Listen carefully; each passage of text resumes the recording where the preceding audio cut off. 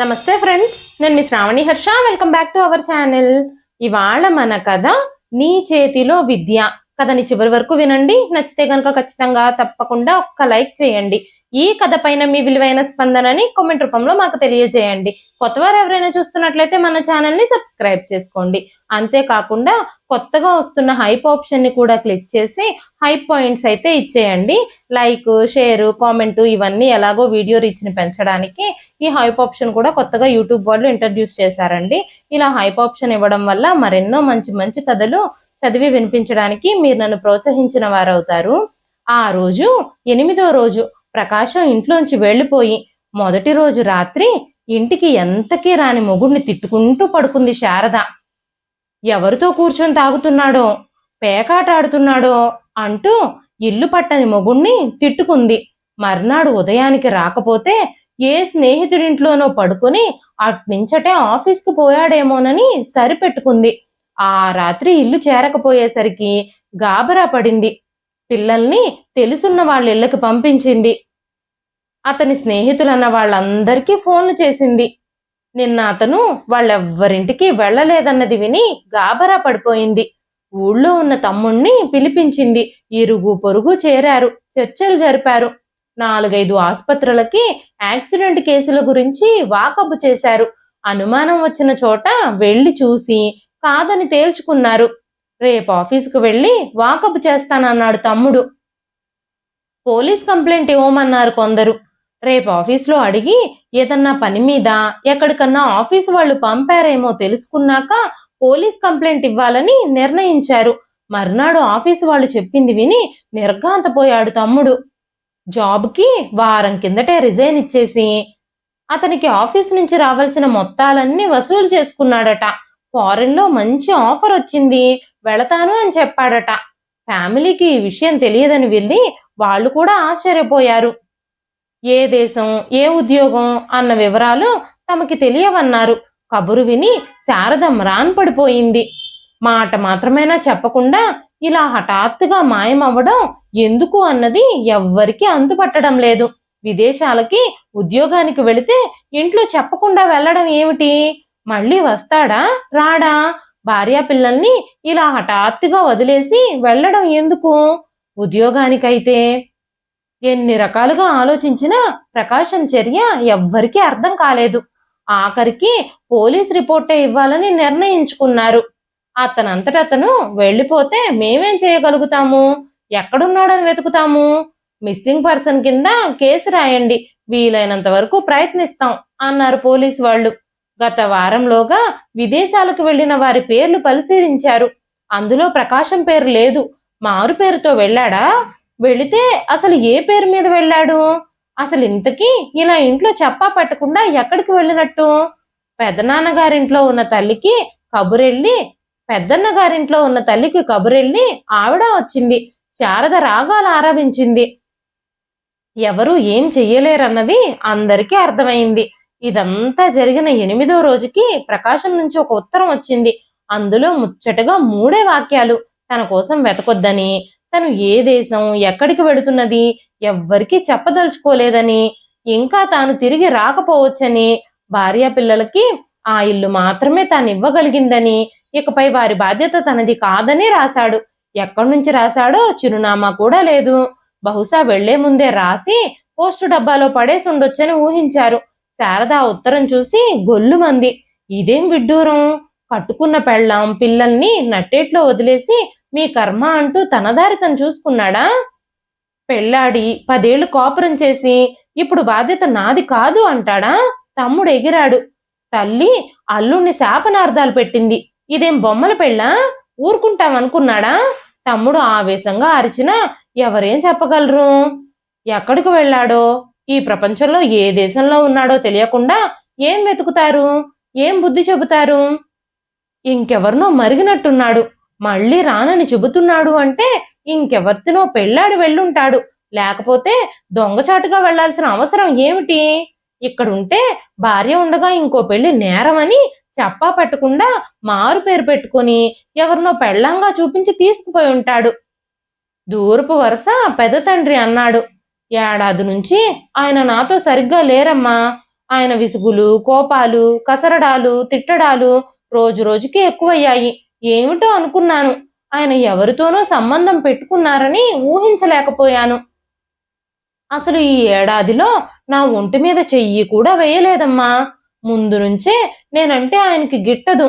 పల్లెటూరు మొద్దునని, చదువులేని దాన్నని ఆయనకి లోకువ. ఇప్పుడు ఇంకా ఆ లోకువ కాస్త ఎక్కువైందనుకున్నాను గాని ఇలా నట్టేట ముంచుతారని అనుకోలేదు. శారద కళ్ళు తుడుచుకుంటూ అంది. ఇప్పుడు ఆమెకి దుఃఖం స్థానంలో అవమానం, కసి చోటు చేసుకున్నాయి. ఆ దగ, మోసం సహించలేక ఉక్రోషం పెళ్ళుబికింది. ఈయన గారు నా అందం పెళ్లి చూపులప్పుడు చూడలేదు కాబోలు. నాకే డిగ్రీలు లేవని, మెట్రిక్ కూడా ఫెయిల్ అయ్యానని అప్పుడు ఆయనకి తెలియదు కాబోలు. మాటకి ముందు ఆడవాళ్ళందరూ చక్కగా చదువుకుని ఉద్యోగాలు చేస్తూ భర్తలకి సాయపడతారని చిన్నబుచ్చడం, హేళన చేయడం చేస్తూ ఉండేవాడు. మెట్రిక్ పరీక్షల కన్నా కట్టి తగలడు అని ఎత్తి పొడుపులు కూడా. ఓసారి కోపం వచ్చి పెళ్లికి ముందు చూసి నచ్చి కదా చేసుకున్నారు, నచ్చకపోతే మిమ్మల్ని ఎవరు చేసుకోమన్నారు అని తిరగబడ్డానని చెయ్యి చేసుకున్నాడు. ఇదంతా ఇప్పుడా చెప్పడం? నీతో తిన్నగా లేడని అమ్మతో అయినా చెప్పావా? తమ్ముడు ఎగిరాడు. చెబితే ఏం చేసేవాడేమిట్రా? సర్దుకోవాలమ్మా, మంచిగా మొగుడిని మార్చుకోవాలమ్మా అని నీతులు చెప్పేవారు. అమ్మే మీ ఇళ్లలో పడుంటుంది. నన్ను, పిల్లల్ని మీరేమన్నా ఆదుకునేవారా? 2 పిల్లల తల్లిని, కాపురం వదులుకుని ఎక్కడికి పోతానని అన్ని సహించి పడున్నాను. నాకింకో గతి లేక ఉక్రోషంగా అంది శారద. అంతా మౌనం వహించారు. ఆ మాట నిజమే. తండ్రి లేడు, తల్లి అన్నదమ్మురిద్దరి దగ్గర ఉంటోంది. శారదని ఎవరు ఆదుకుంటారు? శారద పిల్లల గతి ఏమిటి అన్నది ఎవ్వరికీ అర్థం కాలేదు. ఉండడానికి ఇల్లంటూ ఉంది గుడ్డిలో మెల్లలాగా. కానీ వీళ్ళు ఎలా బ్రతకాలి? ఉద్యోగం చేసుకు బ్రతికే చదువు లేదు. అన్నదమ్ములు ఎన్నాళ్ళని ఆదుకోగలరు? ఊళ్ళో ఉన్న నేరానికి బాధ్యత తన నెత్తిన ఎక్కడ పడుతుందో అన్నట్టు అన్నయ్యని పిలిచి మాట్లాడాడు. మళ్ళీ వస్తా అంటూ జేబులోంచి 500 తీసి తల్లి చేతిలో పెట్టి జారుకున్నాడు తమ్ముడు. అన్నయ్యతో మాట్లాడొస్తానే అంటూ తల్లి తను 400 కూతురు చేతిలో పెట్టి వెళ్ళింది. చేతిలో 900 రూపాయలతో 2 చిన్నపిల్లలతో ఒంటరిగా నడి సముద్రంలో తుఫాన్లో చిక్కుకుపోయిన నావలా నిలబడింది ఆనాడు శారద. ఎదుటి ఫ్లాట్లో ఉండే సునంద కనుక ఆనాడు తనకి ఆ సలహా ఇచ్చి ఉండకపోతే తన గతి ఏమయ్యేది అని రోజుకు ఒక్కసారన్నా అనుకుంటూ ఉంది శారద ఈనాటికి. 4 ఏళ్లు గడిచినా సునంద, శారద ఎదురెదురు ఇళ్లలో ఉండడంతో వాళ్ళిద్దరిలో మంచి స్నేహం కుదిరింది. సునంద చదువుకున్నదని, బ్యాంకు ఉద్యోగస్తురాలని శారదకి చాలా గౌరవం. శారద అమాయకత్వం, ఆప్యాయంగా తనని అన్నింట్లో సహాయపడే ఆమె మనస్తత్వం సునందకి కూడా అభిమానం. ఆమె ఆఫీస్కు వెళితే పని మనిషి, పాలవాడు, చాకలి ఎవ్వరొచ్చినా సరే తాళం తీసి పని చూసేది శారద. పిల్లలు స్కూల్ నుంచి రాగానే తాళం తీసి వాళ్ళ చేత బట్టలు మార్పించి సునంద పెట్టిన పాలు, టిఫిన్లు తినిపించేది. అలా ఒకరికొకరు అవసరాల్లో సాయపడే స్నేహమే తనని గట్టెక్కిచ్చింది అనుకుంది సునంద. రోజు మనసులోనే దేవుడికి దండం పెట్టుకున్నట్టుగానే దండం పెట్టుకుంటుంది శారద. అంతా వెళ్ళాక వచ్చిన సునందని పట్టుకుని బోరున ఏడ్చింది శారద. చదువుకోలేదు, డబ్బు లేదు, ఎలా బ్రతకాలి? ఈ పిల్లల్ని ఏం చేయాలి? ఎలా పెంచాలి అని బెంబేలు పడి ఏడుస్తున్న శారదని ఓదార్చి ధైర్యం చెప్పింది సునంద. శారద, బ్రతకడానికి చదువే అక్కర్లేదు. ఆఫీసులో చేసేదే ఉద్యోగం కాదు. జీవనోపాధికి లక్షల మార్గాలున్నాయి. నీకొచ్చిందే చెయ్యొచ్చు. నాకేం వచ్చు? వంట తప్ప అయోమయంగా నిస్పృహగా అంది శారద.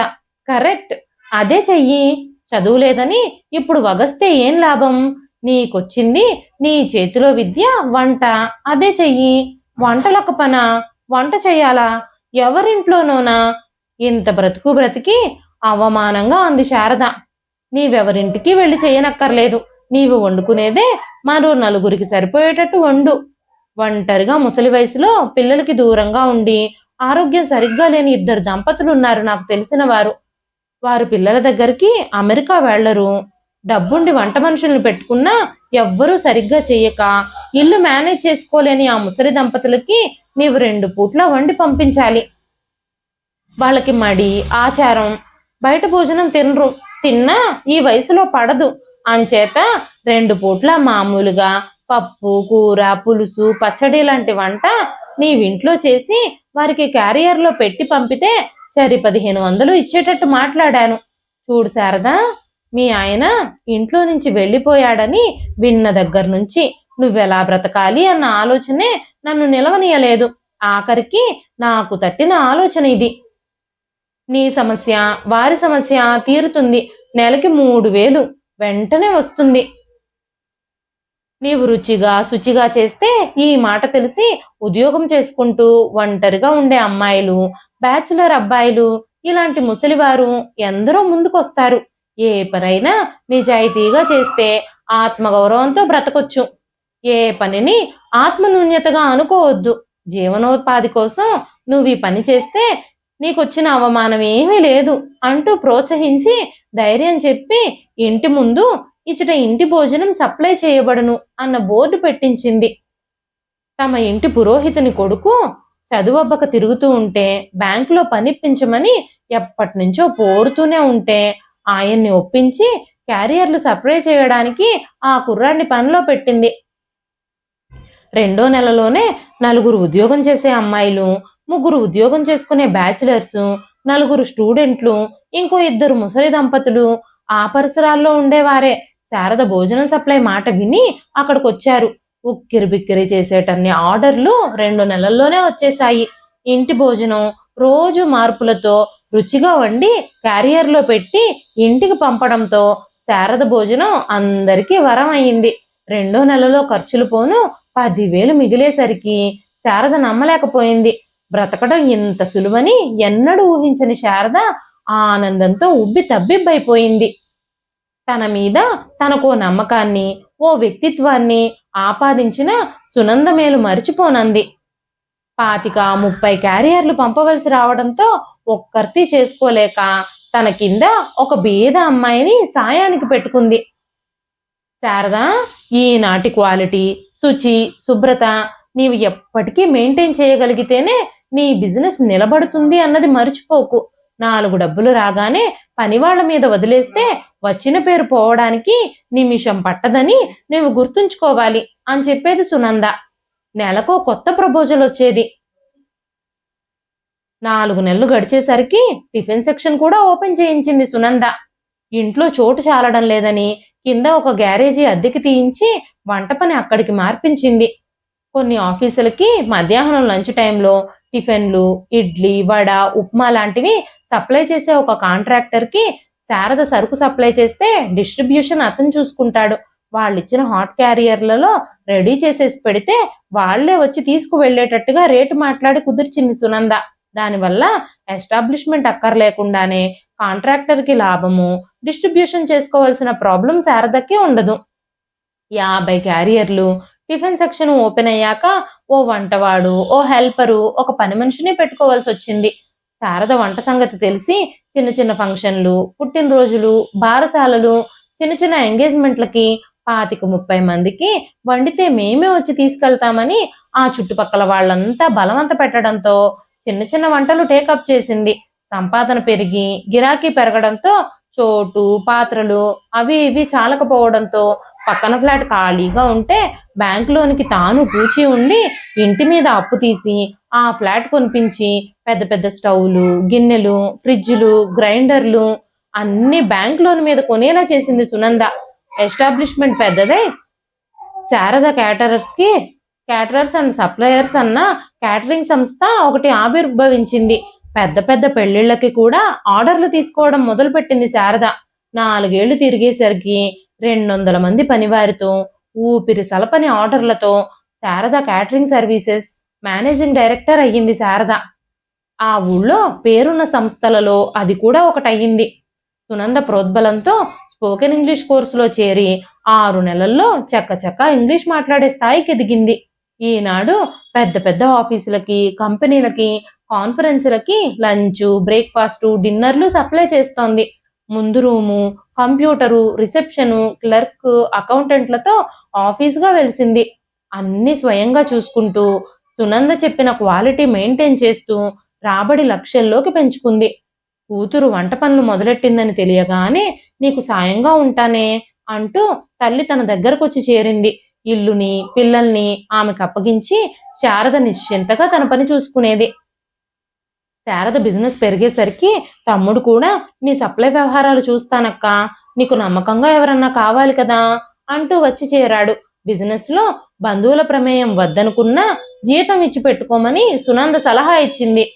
పెద్ద బిజినెస్ ఎగ్జిక్యూటివ్ ఆఫీస్ రూమ్ లో కూర్చుని చక్క స్టాఫ్ కి ఆర్డర్లు ఇస్తూ కాగితాలు లెక్కలు చూస్తూ చెక్కుల మీద సంతకాలు పెట్టే శారదని చూస్తే తాను నాటికి తాను నాటిన మొక్క తన కళ్ళ ముందే పుష్పించి ఫలించి పెద్దదైన ఆనందం సునందలో కనిపిస్తూ ఉండేది. ఇంత చేసిన సునందకి నేనేం చేసి నీకు కృతజ్ఞతలు చెప్పను అంటూ అంటూ ఉంటుంది రోజుకొక్కసారన్నా శారద.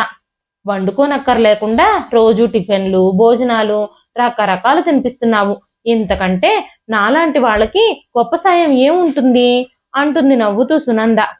శారద ఓనాడు సునంద హడావిడిగా పరిగెత్తుకుంటూ వచ్చింది. శారద, మీ ఆయన జాడ తెలిసిందే, మస్కట్లో ఉన్నాడట. మొన్న మా ఆడపడుచుకి ఓ షాపింగ్ కాంప్లెక్స్ లో కనపడ్డాడట. వెంట ఎవరితో ఉందట. ఇప్పుడే ఫోన్ చేసి చెప్పింది ఆయాసపడుతూ అంది సునంద. సునంద ఆడపడుచు వాళ్ళ భర్త 2-3 సార్లు వచ్చినప్పుడు శారదతో పరిచయం అయ్యారు. ప్రకాష్ రావును కూడా చూశారు. వాళ్ళు గత ఏడాది మస్కట్లో ఉద్యోగం వచ్చి వెళ్లారు. ఇప్పుడు ఇంకా మన తడాకా చూపిద్దాం. ఎక్కడ ఉద్యోగం చేస్తున్నది వాకప్ చేసి చెప్పమన్నాను. మనం ఎలాగో పోలీస్ కంప్లైంట్ ఇచ్చాం కదా, మనిషి పలానా చోట ఉన్నాడని చెప్పి భార్యాబిడ్డల్ని వదిలి వేరే ఆడదాంతో ఉన్నాడని బైగమీ చట్టం కింద ప్రొసీడ్ అవుదాం. అక్కడ మన ఇండియన్ ఎంబసీలో కంప్లైంట్ ఇద్దాం. అతను పనిచేసే కంపెనీకి కూడా కంప్లైంట్ ఇద్దాం. వెంటనే ఉద్యోగం ఓడబీకేసి డిపోర్ట్ చేసి పంపించేస్తారు. అప్పుడు రోగం కుదురుతుంది. భార్యని ఇంత మోసం చేసిన వాణ్ణి మనం వదలకూడదు ఉద్రేకంగా అంది సునంద. సునంద అన్నట్టుగానే అన్నంత పని చేసింది. లాయర్ల సలహాలతో పోలీసుల జోక్యంతో ఇండియన్ ఎంబసీ సహకారంతో అతని ఉద్యోగం ఓడబీకించి దేశం నుంచి పంపించేసేటట్టు చేసి ప్రకాష్ రావు అంతం చూశారు సునంద ఇంకా శారదలు. ప్రకాష్ రావుని ఇండియా రప్పించి బైగమీ చట్టం కింద కోర్టులో కేసు వేయించింది. దురదృష్టవశాత్తు శారద అమాయకంగా తెలివి తక్కువతనంతో ప్రకాష్ రావు చెప్పిన చోట కొన్ని కాగితాల మీద సంతకాలు పెట్టిందప్పుడు. ఫ్లాట్ నీ పేరు మారుస్తున్నాను, రిజిస్ట్రేషన్ చేయించాలి అంటూ సంతకాలు పెట్టించాడు. ఎంత మోసం! మొగుడు కదా అని ఆ కాగితాలు సరిగ్గా చూడను కూడా చూడకుండా చదవను కూడా చదవకుండా స్టాంప్ పేపర్లను చూసి సంతకాలు పెట్టేశాను. ఇంత దగా చేస్తాడని ఎలా అనుకుంటాను అంటూ శారద విలవిల్లాడిపోయింది. తాను రెండో పెళ్లి చేసుకోవడానికి శారదకి అభ్యంతరం లేదని, దానికి ప్రతిగా ఇల్లు ఆమెకి చెందేటట్టు రాస్తున్నానని ఉన్న స్టాంప్ పేపర్ని కోర్టులో ప్రొడ్యూస్ చేయడంతో శారద లాయరు ఎంత వాదించినా కేసు నిలవలేదు.